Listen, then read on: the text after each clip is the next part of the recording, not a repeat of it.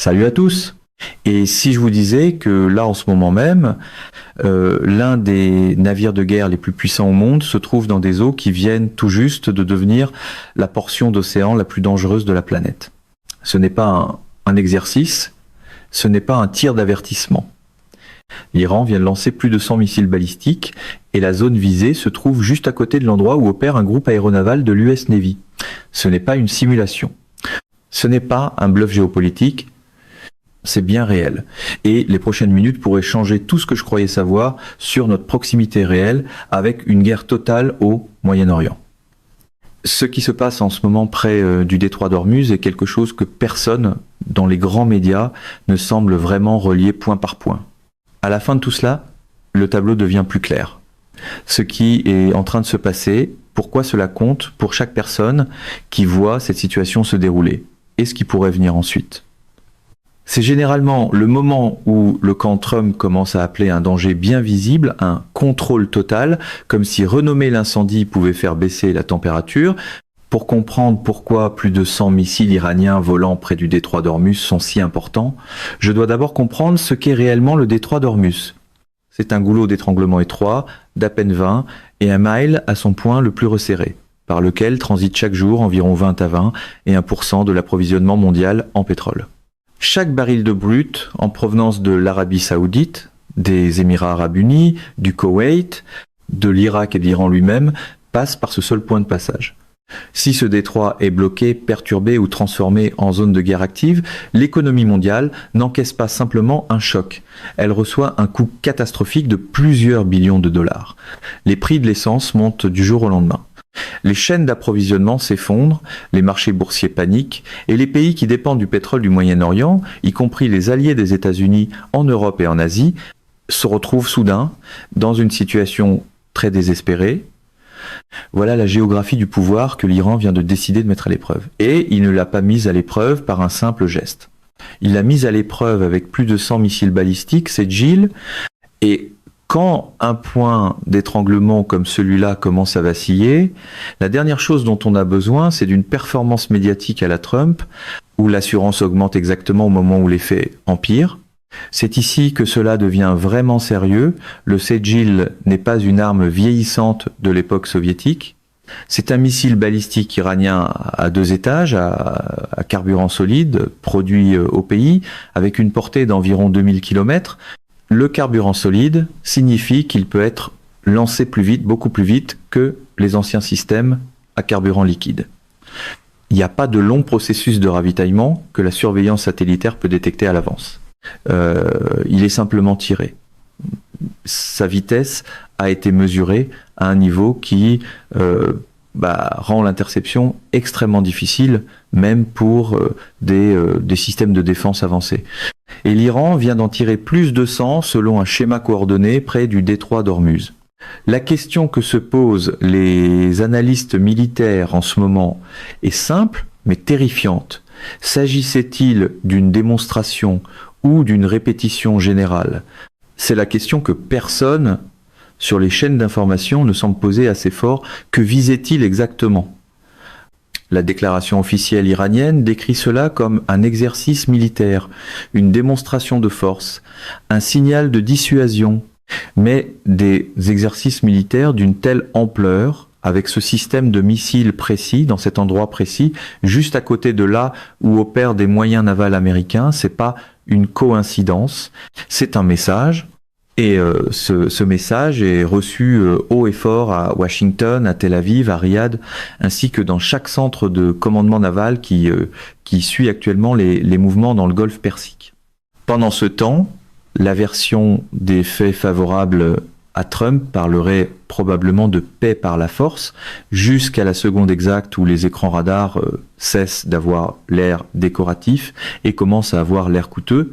Le groupe aéronaval de l'US Navy dans la région s'articule autour de l'un des bâtiments de surface les plus puissants jamais construits, un porte-avions à propulsion nucléaire entouré de croiseurs lance-missiles, de destroyers, de sous-marins et d'une escadre aérienne complète capable de projeter une force dévastatrice sur des centaines de milles. Ces groupes aéronavals sont conçus pour intimider, pour projeter de la puissance, pour forcer l'adversaire à réfléchir à deux fois. Mais il existe une réalité militaire brutale dont les analystes de défense parlent depuis des années. Un groupe aéronaval pourrait en fait ne pas survivre à une attaque de saturation par missile. Et c'est exactement autour de cela que la doctrine militaire iranienne est construite. L'Iran ne cherche pas à égaler l'US Navy navire pour navire. Il construit une stratégie fondée sur des salves de missiles écrasantes destinées à saturer et à percer des systèmes de défense aérienne en couches successives. Sans missiles arrivant de directions multiples à des vitesses hypersoniques ou quasi hypersoniques soulève une question inconfortable. Combien peut-on réellement en arrêter ? La réponse de l'US Navy à cette question repose sur des systèmes comme le système de combat Aegis, les missiles intercepteurs SM-3 et SM-6, le système de défense rapproché Phalanx et, depuis quelques années, des plateformes de défense émergentes à base de laser. Chacune de ces couches est impressionnante, mais les simulations militaires ont constamment montré qu'il existe des limites. Chaque système défensif a un temps de rechargement. Chaque radar a une capacité de suivi. Et quand le scénario implique plus de 100 missiles entrants tirés par vagues coordonnées, le calcul devient très vite inconfortable. C'est aussi le moment où la stratégie fondée sur les slogans arrive au bout de la route, parce que les missiles ont la mauvaise habitude d'ignorer le langage de campagne. Le moment choisi compte, parce qu'en géopolitique, le timing n'est jamais accidentel. L'Iran n'a pas choisi cet instant au hasard. La région est au bord du gouffre depuis l'escalade du conflit à Gaza, depuis l'intensification des frappes israéliennes contre des forces mandataires soutenues par l'Iran, et depuis que la posture militaire des États-Unis au Moyen-Orient est passée à un niveau d'alerte plus élevé. Les dirigeants iraniens observent attentivement le paysage diplomatique. Ils ont vu les négociations sur leur programme nucléaire s'enliser, ils ont vu les sanctions continuer à frapper leur économie, ils ont encaissé une série de ce qu'ils considèrent comme des humiliations, des assassinats de figures clés, des frappes contre des forces alliées en Syrie, des pressions venant de plusieurs directions. Et maintenant, avec un porte-avions américain dans leur voisinage et des tensions régionales à ébullition, ils ont choisi ce moment pour envoyer un signal avec plus de 100 missiles balistiques. Le lancement des Sejil revient pour l'Iran à dire haut et fort sans équivoque qu'il est prêt et qu'il ne faut pas le mettre à l'épreuve. Cela m'amène à la deuxième question au cœur de toute cette situation. L'Iran est-il réellement prêt à déclencher un conflit direct avec les États-Unis ou tout cela fait-il partie d'une campagne de pression calculée pour forcer des négociations ? La réponse à cette question façonne l'ensemble du calcul stratégique du Moyen-Orient en ce moment. Et il n'y a pas de réponse simple. Des personnes ayant de décennies d'expérience dans le renseignement et la stratégie militaire sont divisées sur ce point précis. Ce qu'on peut dire avec certitude, c'est ceci. Le détroit d'Ormuz est maintenant devenu la portion d'océan la plus surveillée et la plus dangereuse de la planète. Chaque mouvement naval, chaque essai de missile, chaque déclaration diplomatique est analysée avec une intensité qu'on n'avait pas vue depuis le sommet des tensions de la guerre du Golfe. Et les enjeux sont extraordinaires. Il ne s'agit pas seulement d'un conflit régional. C'est un scénario dans lequel une erreur de calcul, un capitaine qui tire une seconde trop tôt, un système antimissile qui identifie mal une cible, ou une rupture de communication entre les forces américaines et iraniennes pourrait déclencher une spirale d'escalade que personne ne veut réellement, mais que personne ne semble savoir arrêter. Et une fois qu'une crise atteint ce point, le truc habituel de l'univers Trump qui consiste à parler en absolu ressemble moins à de la force qu'à une provocation télévisée lancée à la réalité. La montée vers ce moment était visible depuis des mois. Le programme de missiles iranien n'est pas apparu du jour au lendemain. Le système Sejil est en développement et en perfectionnement depuis la fin des années 2000. L'Iran a investi de façon systématique précisément dans le type de capacité militaire asymétrique conçue pour neutraliser la supériorité conventionnelle américaine. Il ne cherche pas à construire un porte-avions. Il construit les armes qui coulent les porte-avions.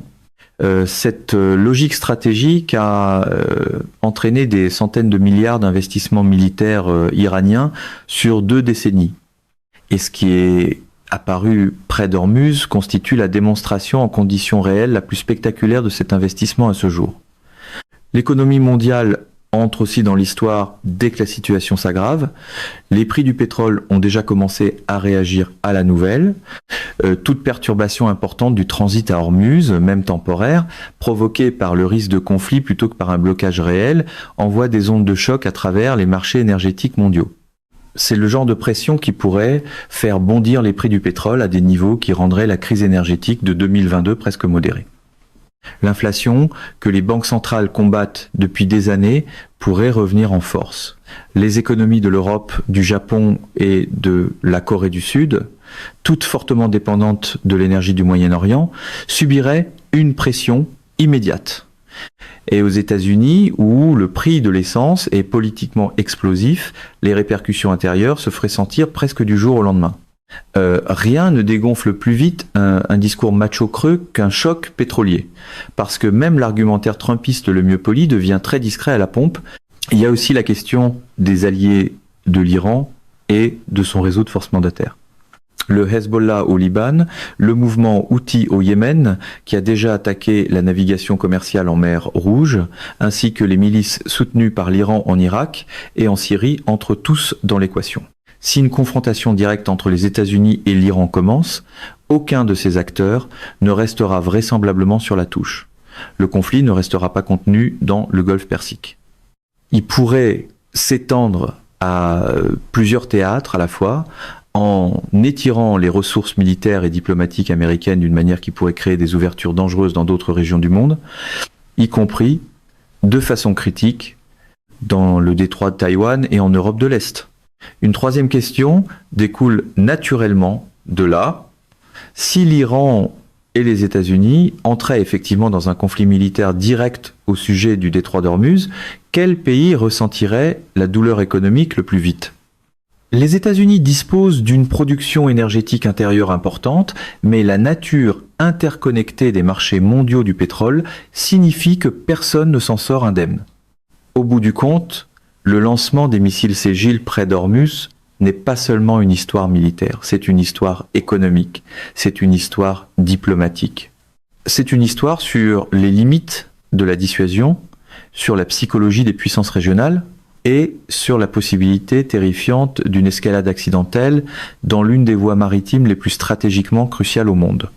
Chaque décision prise à Washington, à Téhéran, à Tel Aviv et à Riyad, dans les jours qui viennent, entraînera des conséquences qui se répercuteront jusque dans les pompes à essence, les épiceries, les portefeuilles boursiers et les tables de cuisine partout dans le monde.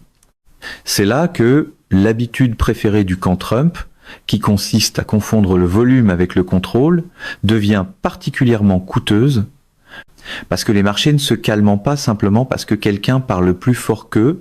On a vraiment l'impression de vivre l'un de ces moments charnières de l'histoire, le genre de moment que les gens, en regardant en arrière, identifieront comme celui où la trajectoire a changé.